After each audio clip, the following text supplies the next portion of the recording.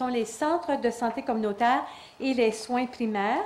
Et cette fois-ci, ça sera présenté par Simone Thibault, qui est la directrice générale au Centre de santé communautaire du centre-ville et œuvre dans le domaine communautaire à Ottawa depuis 30 ans. Je ne savais pas si c'était aussi long que ça, Simone, hein? Ça fait longtemps. On se connaît bien.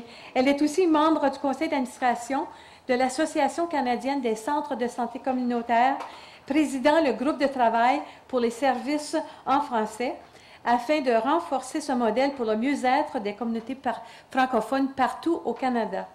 Vu son engagement à la communauté, en 2016, elle a été nommée au comité consultatif provincial sur les affaires francophones. Acadienne de souche, vous allez voir, et franco-ontarienne adoptée, Mme Thibault connaît bien la réalité des francophones vivant en milieu minoritaire et est fière d'avoir entamé les démarches nécessaires pour que son centre de santé soit désigné en tant qu'organisme offrant des services en français. Et elle espère en arriver en 2017. Hein? On fait toujours des vœux pieux, mais c'est pas facile. C'est les choses de désignation, là, le document est assez long. Hein, je connais ça. Cette conférence portera sur l'accès aux soins de santé primaire. Madame Thibault, à vous la parole.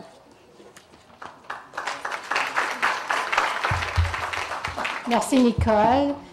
Puis merci, Mariette. On est bien fiers du leadership de ton comité parce que les centres de santé communautaire en Ontario se sont beaucoup impliqués pour cette loi-là, puis les changements, puis la transformation. On attend voir comment ça va se passer. Je vais vous parler des services de soins primaires, des centres de santé communautaire. Puis quand on parle de soins primaires, c'est très large.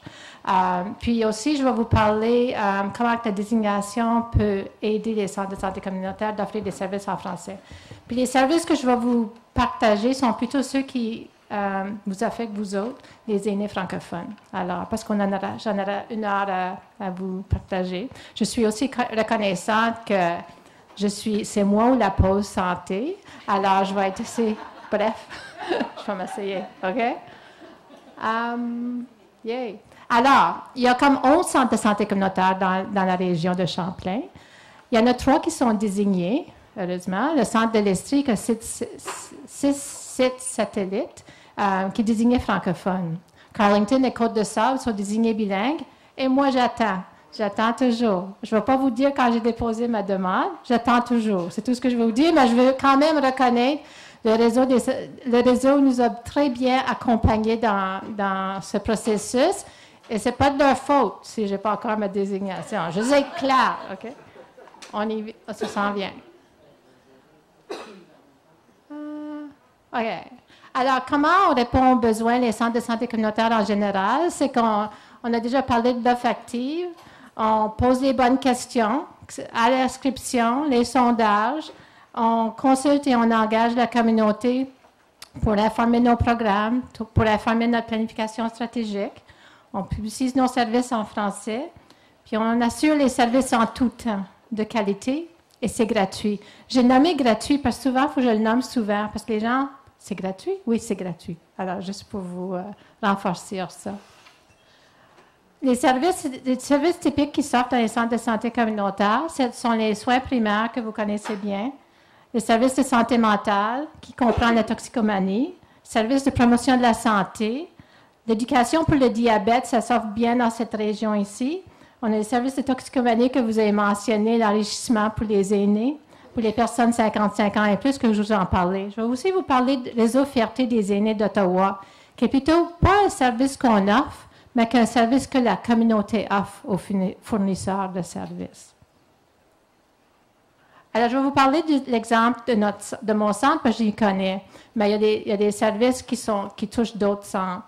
Alors, je vais commencer par un qui est plus particulier à notre quartier, parce que, soyons au centre-ville, on a une population particulière. Puis après ça, je vais parler de services qui sont pour la communauté à Ottawa en général, parce qu'on a une audience, vous venez d'un peu partout. Je vais commencer par les soins de santé primaire, parce que c'est là que, si tu t'inscris à nos soins de santé communautaire, de soins primaires, tu vas avoir ton médecin, ton infirmière praticienne, tu vas aussi avoir une infirmière, un travailleur social, accès à d'autres services. Alors, le programme qu'on porte surtout attention aux soins primaires, c'est notre service d'accompagnement. tu es suivi par une infirmière, une intervenante communautaire, tu es vu à domicile et tu es accompagné à tout le processus de tes besoins en soins primaires. Puis je vais vous parler d'une cliente parce que c'est un service super important, surtout si tu vis des grandes difficultés. On a aussi, parce qu'on est au centre-ville, on offre des services aux hébergements et aux sans-abri, puis c'est une population qui est vieillissante ici à Ottawa, et on offre des services où sont les gens. Puis ça, c'est super important d'offrir des services appropriés pour une communauté, pour une partie de notre communauté qui est très isolée, qui a des problèmes très complexes, qui se trouvent souvent à l'urgence.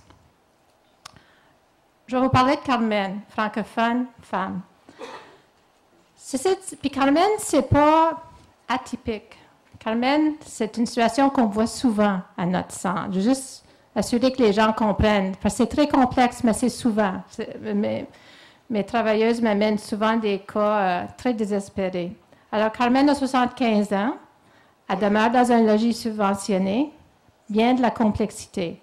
Elle commence avec de la démence, aucun soutien, qui est typique des clients qu'on voit à notre centre. Les personnes aînées ont personne. Leurs familles sont peut-être en Colombie-Britannique ou sont dans un autre pays, ils ne sont pas à Ottawa. Elles sont vraiment seules. On est la seule famille pour ces personnes-là. Elle est incapable de gérer ses médicaments. Il y a une question d'abus, problème de jeu, problème de collection compulsive qu'on appelle hoarding, infestation de coquerelles.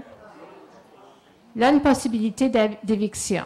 Tu peux l'imaginer. C'est mes soins primaires qui portent attention. Mon intervenante communautaire, mon infirmière. Alors, l'intervenante communautaire commence à éduquer Carmen aux éléments de sécurité. Elle n'est pas en sécurité à ce moment, pour bien des raisons. Au niveau de ses conditionnements de logement, les voisins qui rentrent et qui sortent, il y a bien des situations, elle n'est pas en sécurité.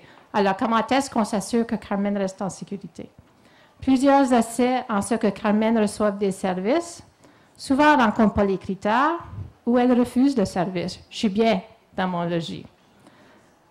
Alors, on accompagne Carmen pour l'évaluation par le CAS pour soins de longue durée, mais s'il ne rend pas, parce qu'elle est trop bien physiquement, puis elle ne veut pas déménager. Alors, grâce à un appel un jour de l'infirmière pour voir Carmen comment ça va, ah ben, ça ne va pas si bien. Je pense que j'ai cassé ma clavicule. Après quelques jours blessée comme ça, elle n'avait pas fait d'appel. Mais nous, on fait des appels couramment pour voir comment ça va. Bien, bonne chose qu'on a fait ça. Elle se rend à l'hôpital. Puis là, l'hôpital comprend bien vite que le retour à la maison, ce n'est pas une option. Alors, Carmen est à l'hôpital pour 6 mois. Après 4 mois d'évaluer pour soins de longue durée, et après 2 mois, elle déménage à la résidence Montfort à naissance. Alors, elle est là. Mais ça a pris tout ce temps-là. Le casque est rendu au AirList hier. Je ne sais pas si ça va changer, mais il faut que ça change. Ces situations-là, ce n'est pas de temps en temps, c'est tout le temps. Alors, ces situations-là qu'il faut qu'on porte attention en espérant. Alors, c'est pour ça qu'on guette aussi, Mariette, pour que le système change. On compte sur toi. Excuse, j'avais oublié de changer ma...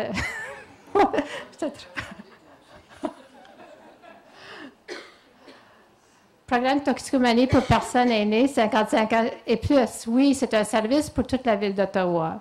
C'est pour les gens, il y a 30 ans, on a commencé ce service-là, parce qu'on trouvait pour les personnes 55 ans et plus, peut-être qu'ils ne voulaient pas abandonner la bouteille de vin ou le verre de vin.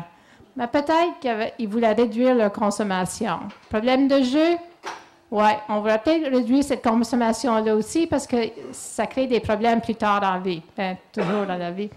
Alors, on offre ce service-là, puis je pense que c'est important de le noter. Alors, c'est des visites à domicile où ils viennent à nos bureaux. On a des sites satellites à l'est et l'ouest de la ville. Et les gens font qu'appeler un numéro. C'est pas compliqué. Tu n'as pas besoin de référence. Si tu sens, je pense que je commence à avoir un problème, ou tu es rendu débordé, oui, j'ai un problème, ou la famille commence à noter que tu as un problème, s'il vous plaît, appelez. Même si c'est un appel, c'est une conversation, c'est super important. J'ai 5 minutes, j'ai juste commencé. OK, je vais continuer. Programme de diabète, je vais vous parler du programme de diabète parce que c'est aussi un programme de la ville, puis de la région. Puis l'âge est un facteur de risque pour le diabète de type 2. Les aînés, on est à risque. Il est possible de bien gérer puis prévenir des complications. Alors, on leur offre des connaissances et des outils. On a des équipes et des diététistes bien formés. On a des séances individuelles puis de groupe. On a des suivis. Aucun frais, c'est gratuit. Puis, c'est ça, c'est une façon d'adopter des saines habitudes puis essayer de mieux gérer cette maladie. J'ai plus de temps? OK. OK, je pensais, oh, tu me dis que j'ai pris 5 minutes. OK. OK. Alors, excuse. OK, c'est beau. Ben là, OK, bien, si vous avez bien des questions, mais je suis encore en bout puis la pause, je comprends. Alors, mais pour le programme de diabète, qu'est-ce qui est intéressant, c'est qu'on offre les services avec d'autres programmes. On a un numéro, puis plusieurs programmes qui travaillent avec nous. Alors, vous avez juste besoin d'appeler un numéro et vous avez le service. Partout. Puis nous, on gère le numéro pour Ottawa, mais il y a des services de diabète par l'Estrie, le Centre de santé communautaire de l'Estrie dans l'Est. Mais comme vous voyez, il y a beaucoup de sites. Puis qu'est-ce qui est fameux pour ce service-là, c'est qu'un appel, tu peux être référé par un médecin ou pas pantoute. Si tu veux te référer toi-même, tu fais juste d'appeler. Puis qu'est-ce qui est brillant, c'est qu'on a un numéro, puis si tu veux un groupe le soir, le jour, la fin de semaine, tu le veux en français, tu le veux en anglais, tu le veux en espagnol, tu le veux en somalien. On n'a pas toutes les langues, là, mais on a surtout le français, anglais, puis 3-4 autres langues, chinois, parce qu'on a choisi les langues où ce que les gens ont tendance à avoir le diabète, puis il y a certaines cultures qu'on a plus de diabète, y compris les francophones. On s'assure qu'on a ces langues-là. Alors, on a tendance à avoir des services qui répondent où ce que tu veux le service, sur le lieu et l'heure qui va te convenir. Alors, un numéro. Là, je vous parle d'un service que nous, on n'offre pas, mais que notre communauté vous offre. Alors, le Centre de santé communautaire du centre-ville travaille beaucoup avec la communauté lesbienne, puis gay, puis transgenre, puis bisexuelle. Puis les personnes aînées se sont dit, nous, là, il faut faire quelque chose. On s'en va dans les foyers bientôt, on va avoir des soins personnels bientôt. Comment est-ce qu'ils vont accepter notre identité puis notre orientation sexuelle? Alors, ils se sont mis ensemble, ils offrent une formation. Il y a 650 membres de cette... c'est pas les 650 membres qui offrent la formation, ça fait partie de leur service, mais ça fait partie de leur service pour voir comment est-ce qu'on s'accompagne là-dedans, puis comment est-ce qu'on forme ces fournisseurs-là qui vont nous offrir des services plus tard dans la vie. Alors, on avait juste le volet anglophone, mais qu'est-ce que la désignation t'aide? C'est que tu dis, ben là, tu parles à ta communauté, ben il y a des francophones dans la communauté qui pourraient faire le même travail. Alors, on a un volet francophone. Alors, les francophones de la communauté offrent le service de formation. Alors, vraiment, c'est de regarder, ils veulent vraiment sensibiliser les intervenants, d'être bien équipés quand ils s'en viennent à supporter puis appuyer les gens qui sont soit dans des foyers ou c'est des visites à domicile. Puis c'est pas une surprise, puis c'est pas comme oh my God, qu'est-ce que je fais? Comme ils vont vraiment bien les accompagner, puis ils vont supporter les personnes. Alors, il y a des sessions de formation, de sensibilisation en français pour les intervenants francophones. Puis c'est bien, les fournisseurs sont bien contents. Il y avait une session récemment de formation, puis souvent, il y a des gens qui travaillent dans ces services-là, surtout pour les personal support workers, qui viennent de différents pays. Puis il y a une femme qui a dit, oh my God, pouvez-vous offrir ça dans mon pays? Je pense qu'on pourrait en bénéficier. Comme c'était vraiment du nouveau. Puis elle a dit, ah, c'est super bien. Alors c'est vraiment un bon apprentissage pour tout le monde. Alors, qu'est-ce qu'ils font? C'est qu'ils font vraiment sur l'historique. Ils regardent la vidéo, ça veut dire quoi d'être LGBT en français en Ontario. Ils regardent l'étude qui démontre qu'ils ne sont pas sûrs. Il y a beaucoup d'aînés qui ne sont pas sûrs qu'ils vont être bien acceptés par le temps qu'ils vont pour des soins puis des services de santé. Alors, puis c'est les personnes aînées LGBT qui offrent la formation. Alors, ils peuvent parler de leur vécu puis partager, ça veut dire quoi. Alors, puis, ils offrent une liste de ressources pour appuyer les organismes dans leur cheminement. C'est tous des bénévoles. Ils sont toujours sur du financement de projets. Alors, on espère pouvoir continuer à la longue, mais c'est vraiment un service qui est bien reçu par les pourvoyeurs de services. À la désignation des services, quoi? La désignation des services, oui.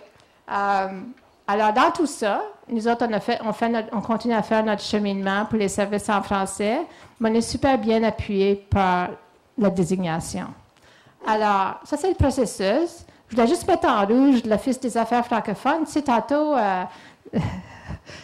Jacinthe disait comme c'est rigoureux comme processus, c'est très rigoureux comme processus, c'est très bureaucratique aussi, comme si tu regardes là, il y a comme 6 niveaux.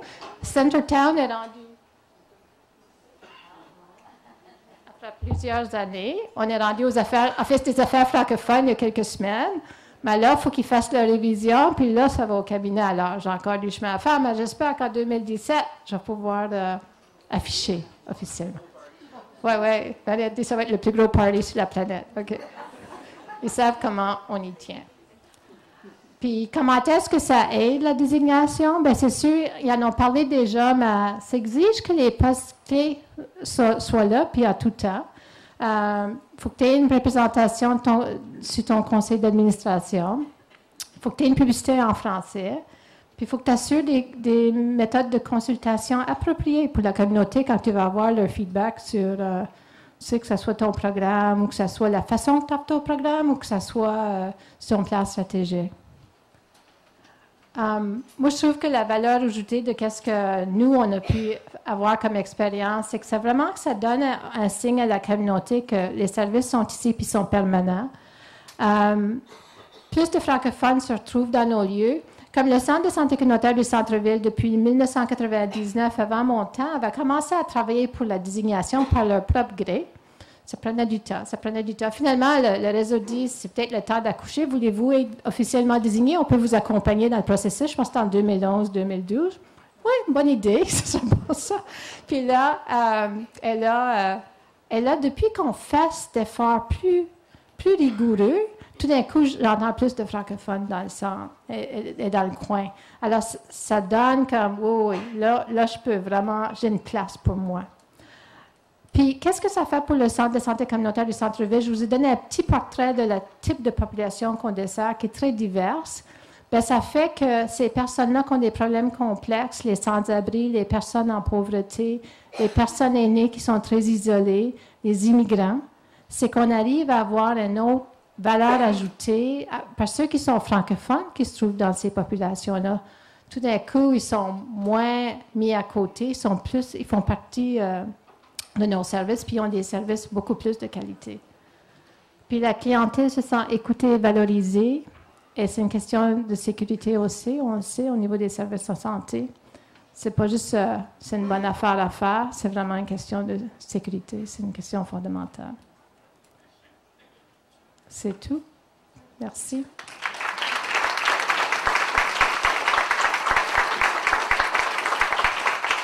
Avez-vous des questions? Alors, une période de questions.